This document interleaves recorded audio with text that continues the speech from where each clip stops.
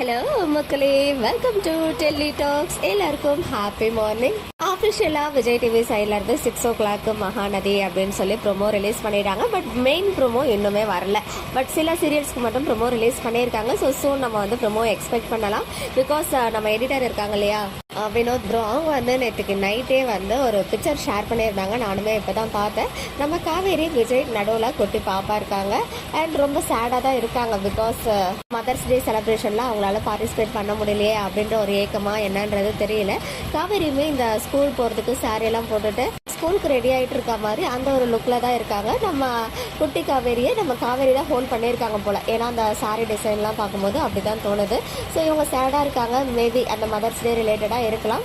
And விஜயும் இந்த side இருக்காங்க, காவேரியும் இங்கே இருக்காங்க அப்படின்னு சொல்லும்போது மேபி அம்முக்காக விஜய் வந்திருக்காரா என்னன்றது நம்மளால ப்ரெடிக்ட் பண்ண முடியல.